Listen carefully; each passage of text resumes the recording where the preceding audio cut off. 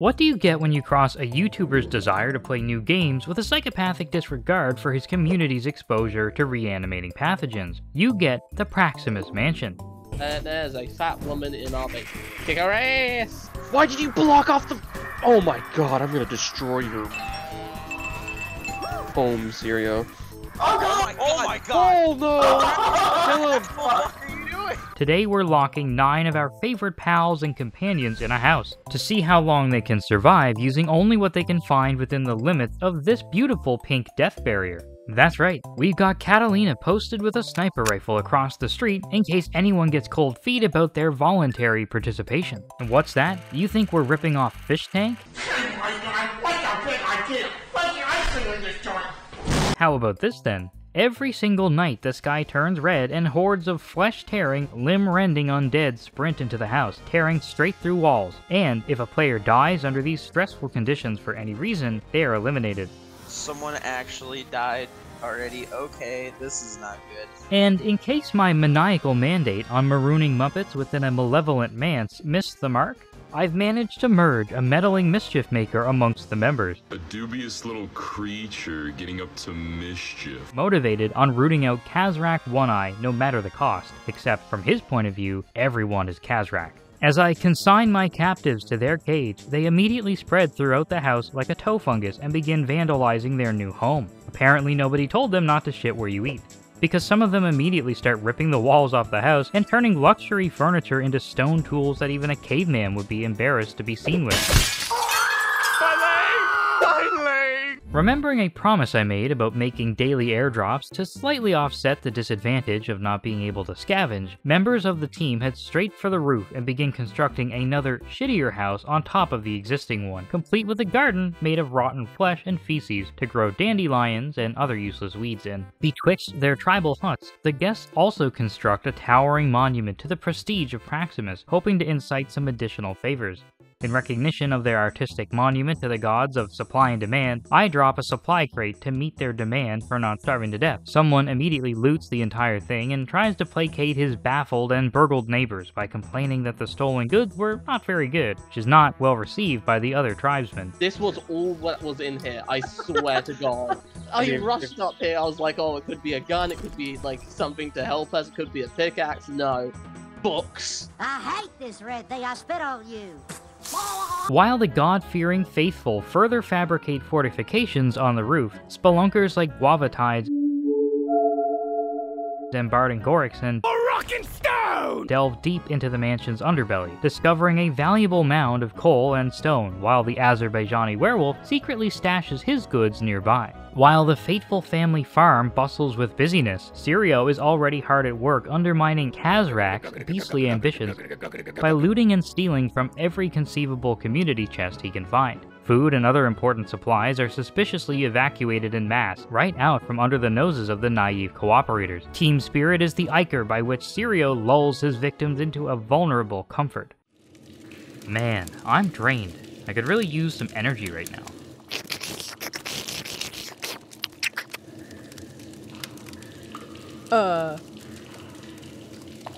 Man, have you tried these Gamer Supps? They're delicious. No, I'm not in the mood for a supplement. Wait, did you say soup? Please tell me you did not make a soup out of a powdered energy drink? No, of course not. Gamer Supps make Gamer Supps now. It's instant noodles, and very good. You should try some. Dang, that is really good. I am literally eating and enjoying this right now. And if you like eating delicious instant noodles, you can use our link at gamersupps.gg/Praximus to get some Gamer Supps for yourself at 10% off and support the channel while doing so. They sell all kinds of extremely socially acceptable merchandise, as well as high-quality, healthy supplements and energy rejuvenators.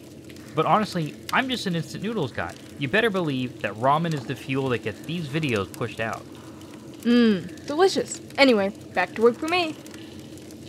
The raucous fun of building monuments and smashing exotic furniture cannot last forever though, and soon the nightly blood moon ritual begins. Crimson light ominously bathes the sacrificial lambs as students of socialism desperately claw their way into the homestead, desperately crying out for brains. It is only through the magical powers of teamwork that the crew are able to cull the fiends that fight their feisty way to the upper levels. Queek Bear Sonling heroically stems the tide of rot at the attic stairs, while Guavatides, unfamiliar with the dangers of the blood moon, succumbs to her cooperative nature, mining resources for everyone else in the basement until a commune of zombies parachute in, transforming her coal pit into a mosh pit, making Guavatides the first participant to discover that having your means of production seized is indistinguishable from being consumed alive. With the blood of the innocent now tingling the senses of each player's nose, they collectively comprehend the gravity of the situation and adjust their courses accordingly towards defenses and fortifications. For Sirio, this means realizing that undermining the other players isn't really an accomplishment unless he directly contributes to each and every one of their deaths. Zero, you asshole! The entire team had been fruitlessly attempting to lure animals into the fated property since day one, so it was essentially an act of God when a deer found its way onto the second floor of the house. Unfortunately for everyone, Sirio was the first to find it, and somehow managed to kill and loot it without anyone else noticing. Sirio is eating luxuriously, while the rest of the team draws straws for the privilege of snacking on a table leg and some glass. As each blood moon eerily creeps his menacing face over the horizon, the players retreat to the upper levels for safety, which gives sinister Sirio a fantastic opportunity to do a little trolling. For example, leaving construction blocks on the stairs so that the undead can climb what is otherwise unclimbable. While Sirio is skulking towards nefarious ends nearby, Azerbaijani Werewolf decides to sneak downstairs to access his private property. Big mistake. Lacking the essence of Boris Todbringer's stealth, the undead easily detect his thunderous footsteps and tear him anew everything, ending his participation permanently. Some players decide that the risk of aerial assault is low enough to justify harvesting the walls of the attic, during which they encounter an impassable invisible block. This is them experiencing the essence of God flowing through them. God, of course, is just me with no clip turned on, but we have to assume that such an encounter is nothing less than a divine blessing. Let's see if my luck literally rubs off on them. Blessed by this transcendent encounter, Brewboy falls several stories through the floor during a blood moon, yet miraculously evades detection and finds his way back up to the others. As far as I'm concerned, my heavenly enchantment explains his recovery, and definitely not the fall. Although their deaths are certain, I'm sure you will agree, dear viewer, that their deaths are not happening fast and exciting enough. This was rectified by introducing an enormous swarm of zombified vultures during a blood moon, which was surprisingly not as dangerous as Sirio. You see, the birds can peck and claw, but Sirio can park his fat ass on the escape ladder and watch satisfied while Brewboy is pecked to ribbons, screaming for help. Oh my god! Oh my god! Having publicly given Brewski a 100% off coupon for mandatory Zoroastrian sky burial, Sirio has a difficult time placating the now irate team. Can we drop him into the ocean? Sirio, you know, I think you should go up there. You should reclaim the roof, you know? Yeah, you should do that. Yeah, let me Sarah, just break some blocks to go outside. This is especially exasperated when he ninja loots the next supply crate and gets the team's first rifle from it. Even while they plan to send Sirio the Saboteur on his very own Ocean Gate expedition, he continues mining out floor tiles in the hopes of facilitating even more mishaps. That's what your game is now, huh? After having had his farm destroyed by the now completely insane Sirio, Cool Math attempts to find new purpose in making parkour videos for YouTube on his Nintendo 3DS camera. Unfortunately, he didn't put enough points into balance because he immediately falls off the side of the house and breaks his legs. I fell!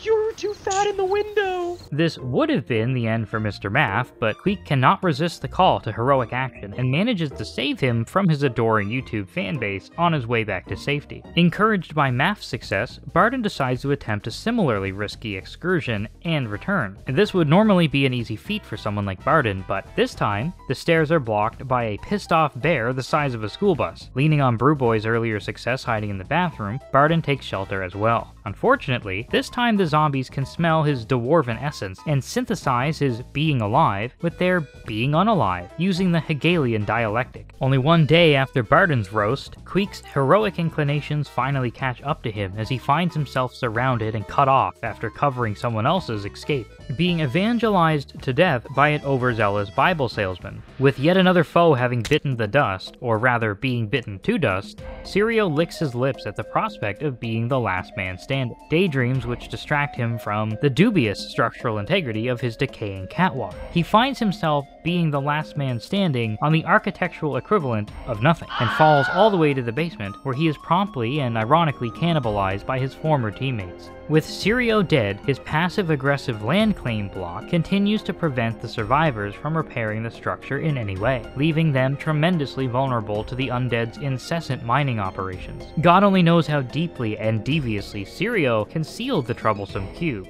Surely it must be guarded by the foulest creatures and most devilish incantations.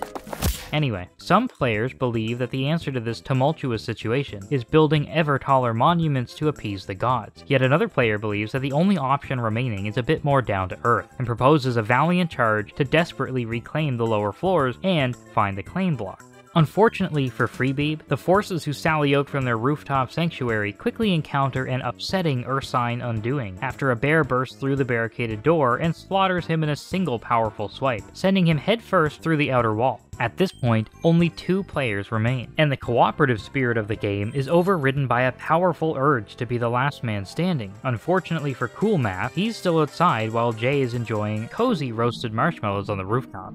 Unbeknownst to Jay, however, Math is determined to climb his way back to the top, and soon the 2 rivals, unable to damage each other directly, find themselves in an intense standoff in the ruins of New Praxopolis. Now, I get very uncomfortable in tense social situations, so in response to the stare down, we spawn enough birds to give Mao Zedong a heart attack, and this sends the finalists into a frenzied race back down through the house. At the same time that the carrion-collecting condors are assaulting from above, the house is flooding with zombies from below. Math and Jay immediately find themselves assailed from all sides as they descend from the roof, and each split off to try and survive. Sirio's ghost cackles madly when Cool Math falls through a floor tile that the late saboteur had strategically and surgically removed. Falling deep into the infested mansion is far more than it took to kill many of his teammates, yet Moth recovers and manages to get back outside. With the entire campus opting to abandon the breadline in favor of munching on his marrow, Math has to think fast and begins towering his way back into the house. As he does, the house seemingly comes alive as every rotter inside burrows their way out to nip at his nav. J-Bolt finds himself in a similar position on the opposite side of the house,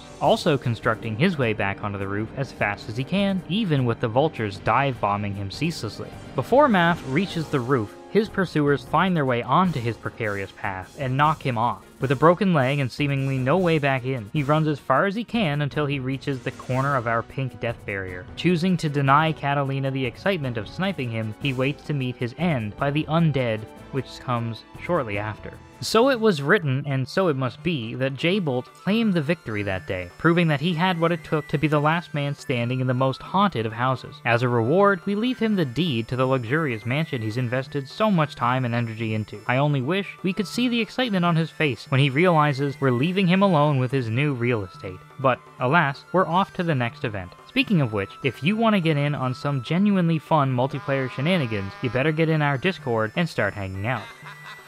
We love new faces, and everyone is welcome to get in on our weekly campaigns and events.